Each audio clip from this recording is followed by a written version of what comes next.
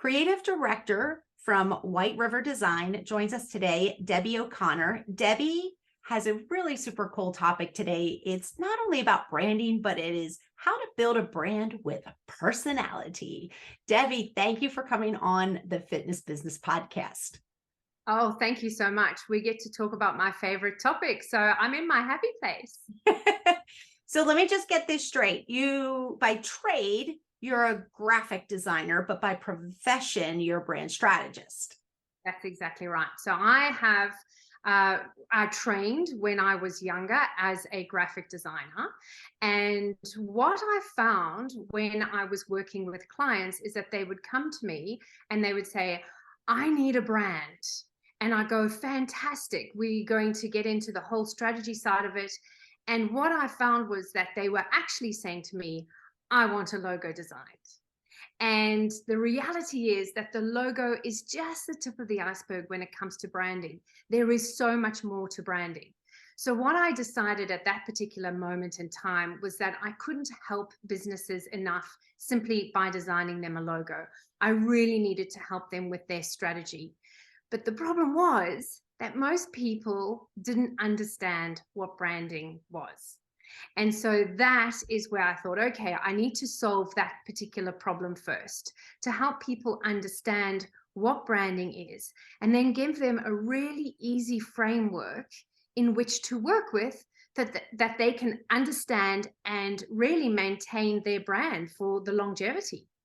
Yeah, what I love about your topic today is that personality piece, because I feel like you probably could give me a brand, but my personality there, it's kind of unique. It's quirky.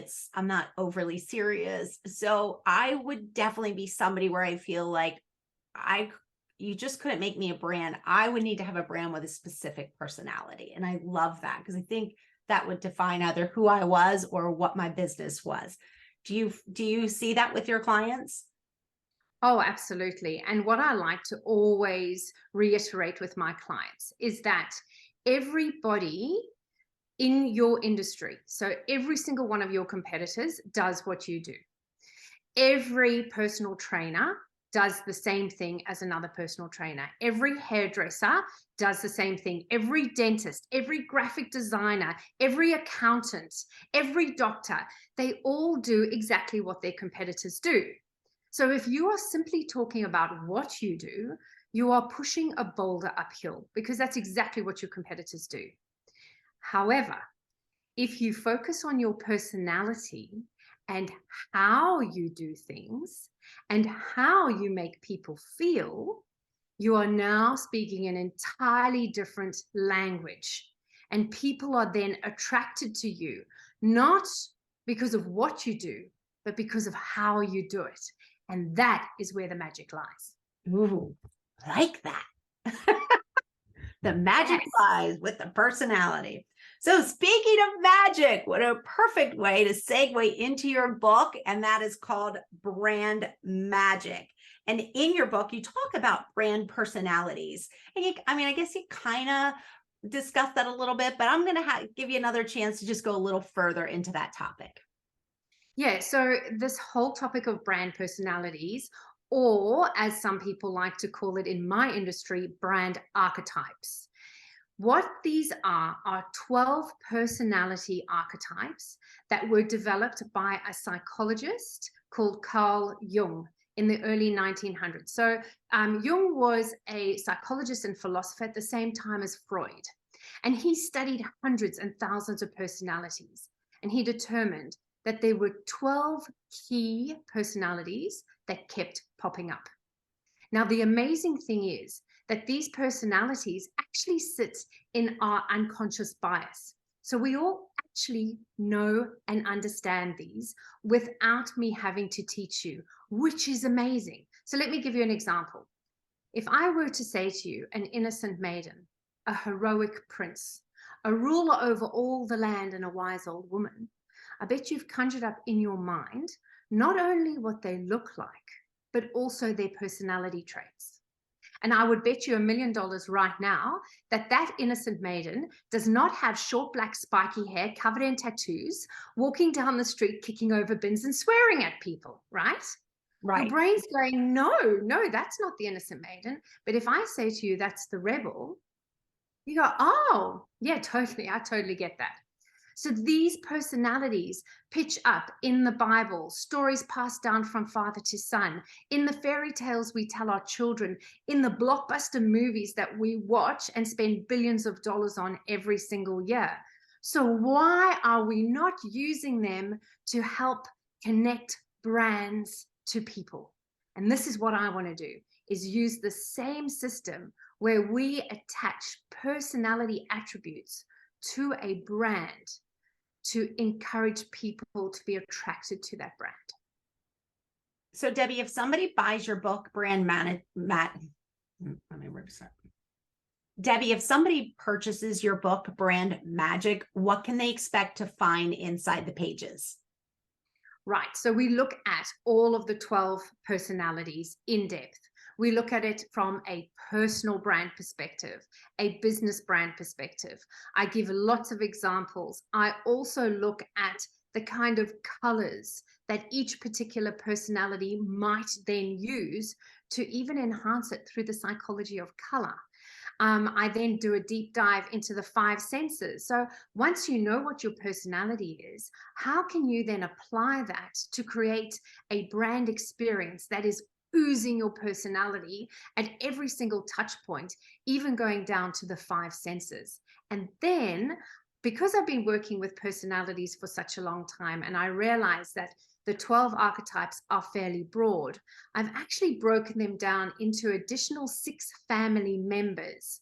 So you can really hone in on the personality and understand exactly what part of that main family archetype you are part of. It's fascinating.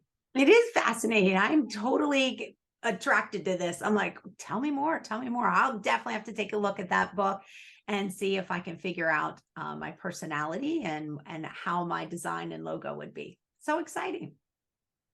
So there are brands that seem to ooze personality, attract our attention, and make us want to buy from them. And then there's, of course, your brands that are bland and boring. In simple terms, why do you think this happens?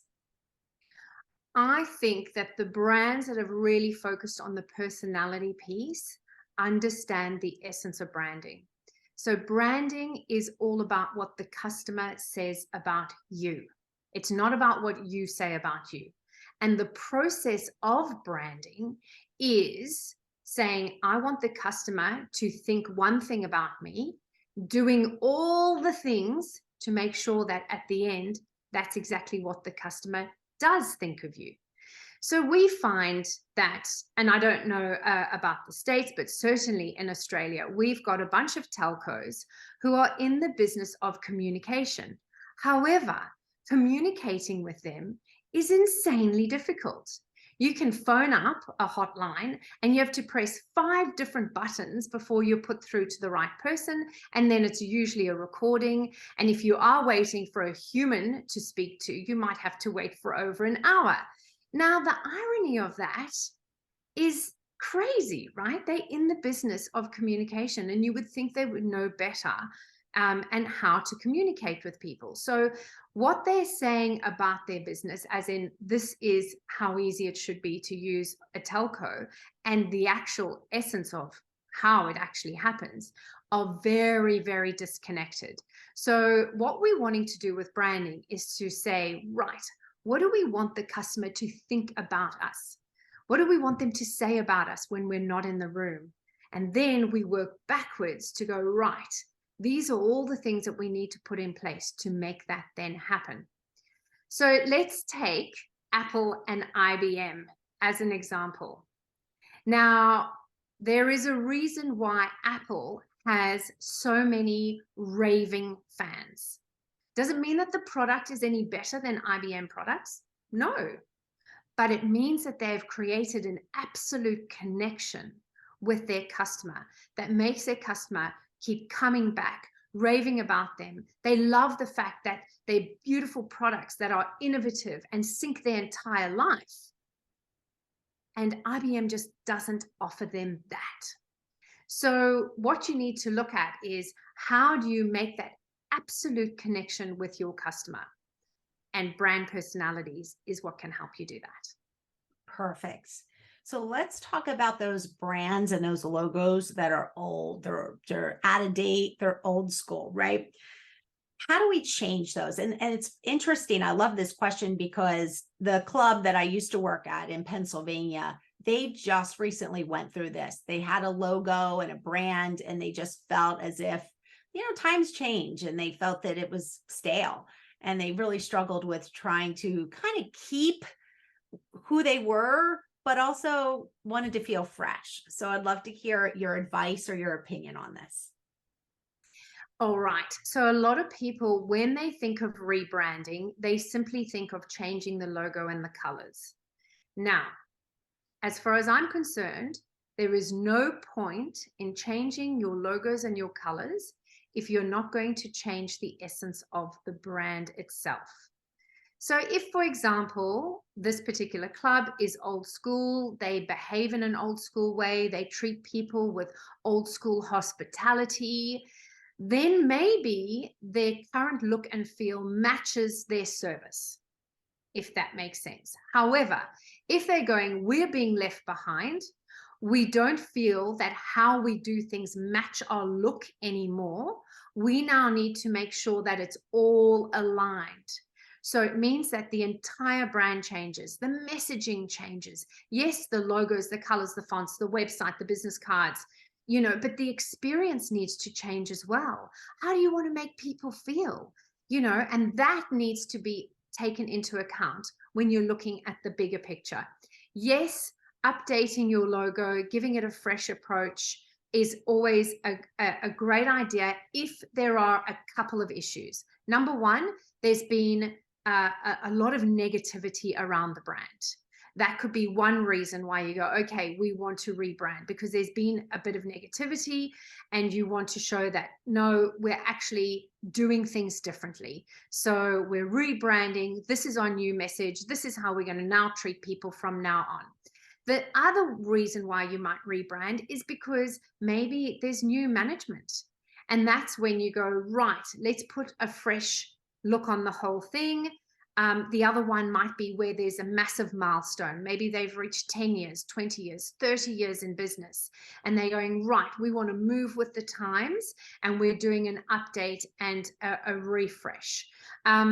So there are a number of reasons why you would do a rebrand. Simply going, well, my logo is not very pretty. That's just changing your logo.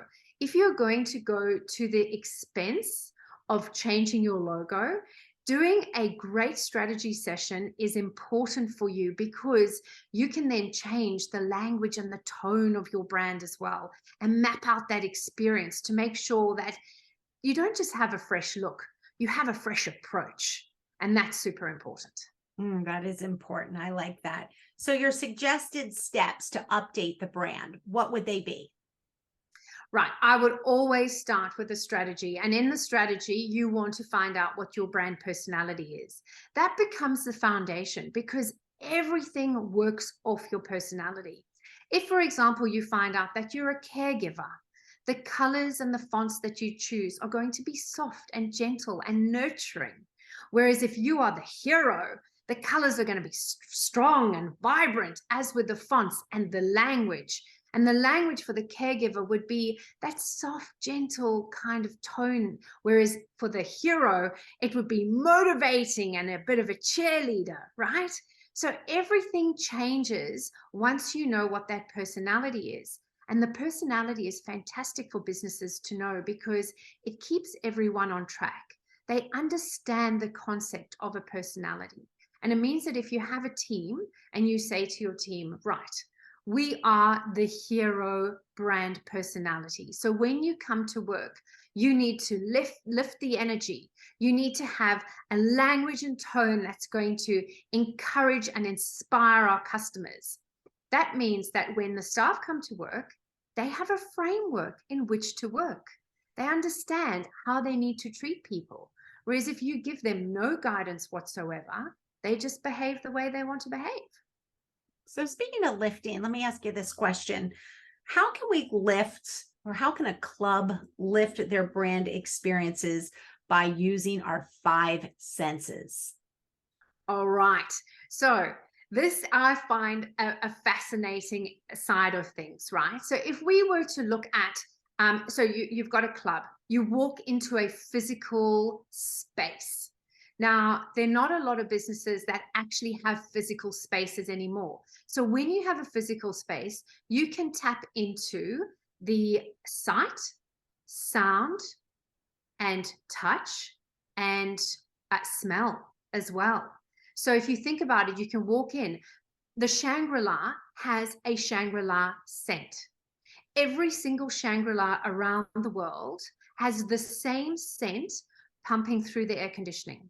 So that when you walk into a Shangri-La, if you stayed there before, there is the sense of familiarity, nostalgia that hits them, right? And so different smells will bring across different emotions.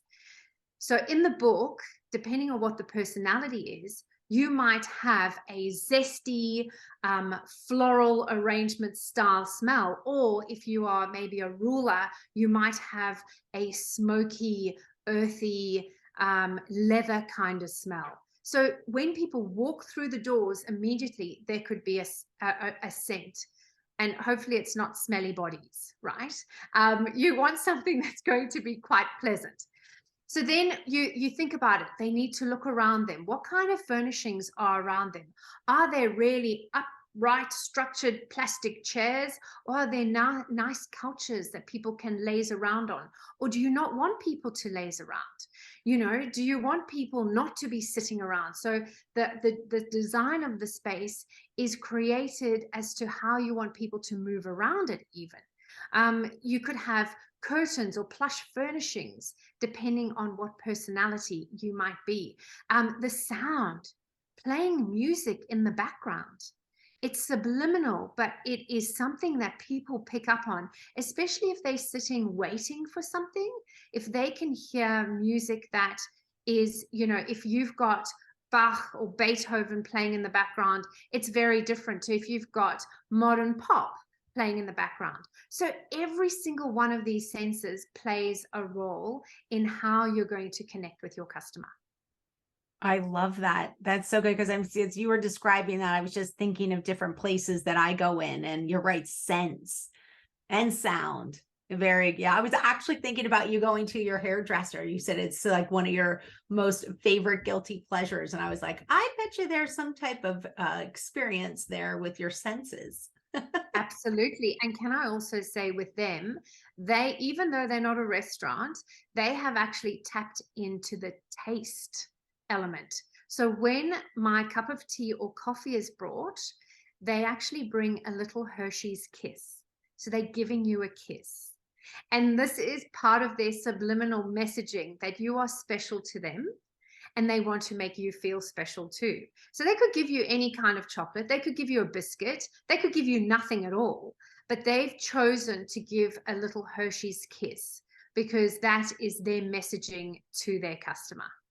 Well, Debbie, you gave us definitely a special message today, and that is all about making sure that you bring your personality with your branding and making sure your branding reflects that. And that is such a great message. So thank you so much for coming on today. Thank you so much for having me. It's been a blast. Yes. So listen, a fun fact before we go, I had to laugh when I read this was you're from South Africa, even though you're currently in Sydney right now. So That's born, raised South Africa, but you have a fear of frogs of all of right. the animals that you grew up with. Insane, right? I mean, I grew up right next to the Kruger National Park where, you know, a stone's throw away, we have elephant and lion and rhino. In fact, a hippo escaped from the Kruger once and was in our dam. We've had troops of baboons going through our property, and we've got dangerous snakes and spiders. And yet the one thing that floors me, I cannot do frogs. I'm petrified to my core of frogs. That's crazy. That's funny though. Funny, It is funny. funny. It's good. It's all Yeah. good. Yeah, I'd be the snake. I'm the snake person. No way. No way. I think I'd let a tarantula crawl on my face before I had to come in any contact with a snake. Right. Well, you see, that's the same with me with frogs. I like the snakes because the snakes eat the frogs. Yeah, poor Kermit the Frog. Oh. Well, Debbie, thank you so much again. Thanks for bringing your expertise and bringing it on to our show and sharing it with all of our FBP family. We're very grateful. It's a pleasure, and I hope it's been helpful. Debbie, what are your top 3 tips on how to evaluate if our current brand needs an update? Right. There are a couple of things that we want to look at here. Firstly, is are your competitors getting your perfect customer instead of you? So if they are getting your perfect customer, there is something that you need to do to really lift your brand and make sure that you are resonating with them. Because right now, if your competitor is getting them, you are not connecting and resonating with them the way you should be. That is tip number 1. Make sure that you are connecting and resonating with your perfect customer. Tip number 2, the perfect way to do this is to find out what your brand personality is, because that will help you craft every element of your brand experience. And what I mean by that is looking at every touch point you have, you can infuse your personality into each one of those elements. And the last one, which is often the hardest one for most people to do, is tip number 3, be consistent.